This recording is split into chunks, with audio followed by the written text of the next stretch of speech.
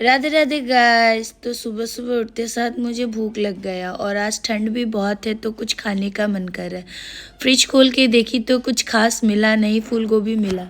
तो मैं सोची बहुत टाइम हो गया, क्यों नहीं मैं फूल गोभी का पराठा बनाए। तो आज मैं आप लोगों को बताती हूँ फूल गोभी का पराठा कैसे बनता है। सबका अलग अलग तरीका होता है, तो मेरे घर में कैसे बनता है मैं आप लोगों को वो दिखाती हूँ, क्योंकि मेरी दीदी भी इस तरीके से बनाते थे तो मैंने उन्हीं से ये चीज़ सीखा है। तो सबसे पहले मैं फूल गोभी को कद्दूकस कर लूँगी। मैं उसमें नहीं कर रही, इसमें कर रही हूँ। और मेरी मम्मी को बार बार प्रॉब्लम हो रहा है कि मैं कहीं कुछ गड़बड़ नहीं करे, हाथ तो कुछ कर ना लूँ। तो फाइनली हो गया मसाला का। अब मैं मसाला बनाऊँगी। ये फूल गोभी है जिसको मैंने कद्दूकस किया है, ये प्याज है और इसमें अदरक लहसुन और हरा मिर्ची है। हम लोग तीखा कम खाते हैं तो इसलिए हम लोग अपने हिसाब से तीखा डाले हैं। तो अभी मैं इसको फ्राई करूँगी और आप लोगों को दिखाती हूँ। बेसिकली इस कढ़ाई में कभी कुछ बनता नहीं है, जब कुछ ज़्यादा बनना होता है तब बनाते हैं। तो सबसे पहले हम लोग कढ़ाई में तेल डाल रहे हैं, उसके बाद काला जीरा जो होता है वो डाल रहे हैं। काला जीरा थोड़ा लाल होने के बाद नॉर्मल जीरा डाल रहे हैं, उसके बाद प्याज डालेंगे और प्याज को हल्का ब्राउनिश फ्राई करेंगे। प्याज होने के बाद उसको हल्का मिलाते रहेंगे फ्राई करने के बाद। अब हम लोग जो पेस्ट बनाए थे वो पेस्ट को इसमें डाल देंगे।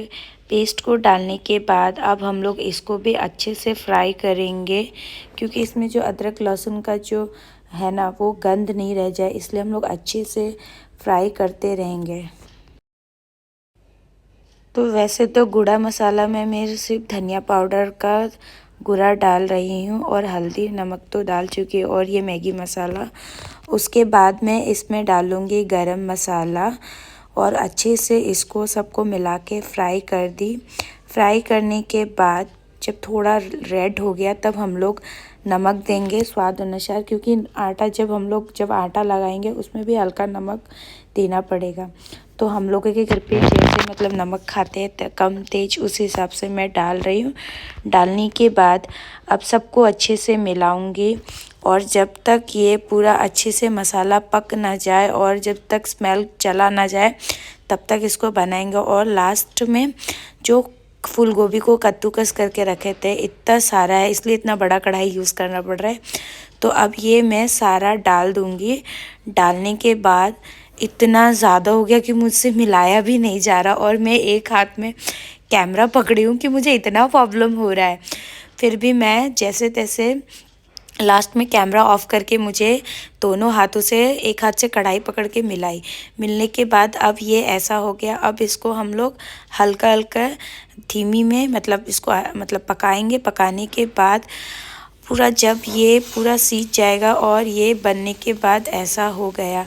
अब मसालों को हम लोग एक बाटी में निकाल के अब बाकी है पराठा बनाने का। तो मैंने सबसे पहले 2 छोटा छोटा लोइया बना लिया आटा का। उसके बाद मैं हल्के हाथों से गोल गोल बेल लूँ।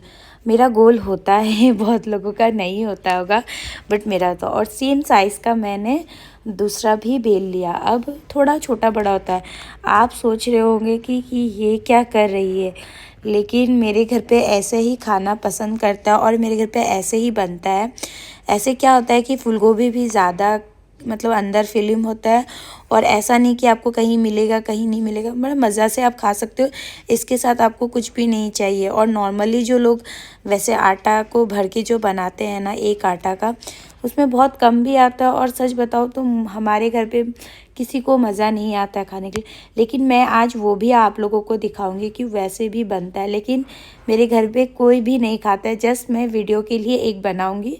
मेरे घर में सारा आटा ऐसे ही बनता है, चाहे वो जो भी चीज़ का पराठा हो तो ऐसे ही बनता है। अब इसको मैं मिलाने के बाद धीरे धीरे हाथों से अब इसको मैं मतलब मीडियम साइज़ करूँगी, क्योंकि अभी ये छोटा है।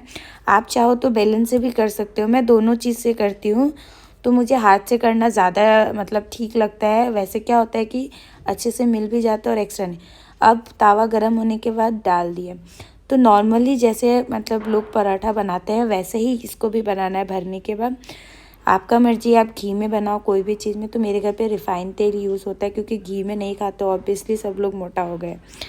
तो अब ये मैं इसको अच्छे से घी लगा करके पूरे चारों तरफ और ऊपर नीचे दोनों तरफ सेक दे रही हूँ। सेकने के बाद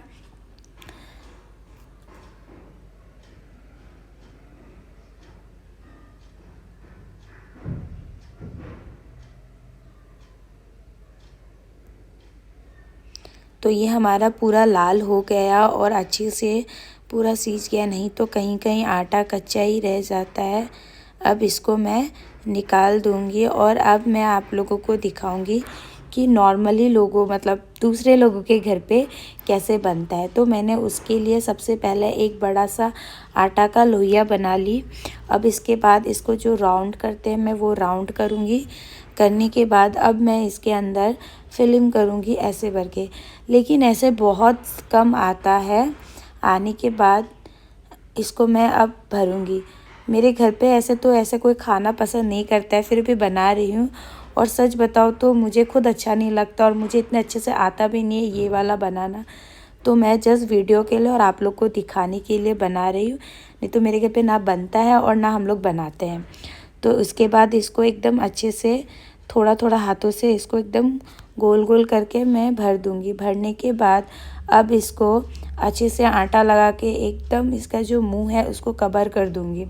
कवर करने के बाद इसको मैं हल्का हल्का बेलन से बेलूँगी, लेकिन सच बताऊँ तो ये हल्का हल्का फूट जाता है कभी कभी।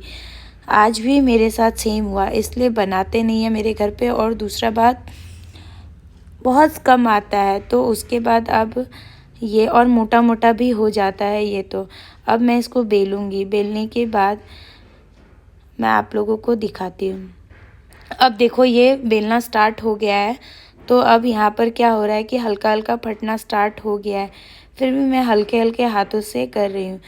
अब इसको मैं जैसे नॉर्मली पराठा को करते हैं वैसे इसको भी कर दिए। और देखो ये साइड साइड से फट के निकलने लग गया और उस पराठा के हिसाब से ये मोटा भी हो गया और मुझे नहीं लगता है कि इसके अंदर अच्छे से होगा। और सच बताओ तो ये बनने के बाद ऐसे ही पड़ा रह गया, कोई भी मेरे घर पे नहीं खाया, ये लास्ट में वेस्ट भी गया। तो बाद में इसको ऐसे करने के बाद ये हो गया फाइनली। अब मैं आप लोगों को बताती हूँ कि क्या चीज़ के साथ सर्व करना चाहिए और खाना चाहिए।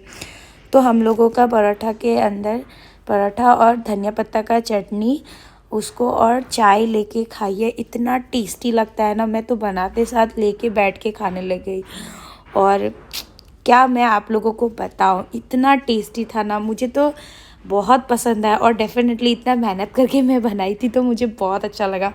आई विश कि मैं आप लोगों को खिला सकती और आप लोगों को भी पता चलता कि लिटरली कितना टेस्टी हुआ था। तो आप लोग भी घर पे बनाओ, ठंडे का मज़ा लो और अपनी मम्मी को अपने फैमिली या फ्रेंड्स को खिलाओ और बताना मुझे कमेंट करके कि कैसा लगा। तो मैं फ़िलहाल अभी पराठा और चाय का मज़ा लेती हूँ। तो बाय बाय। आप लोग प्लीज़ कमेंट करके बताना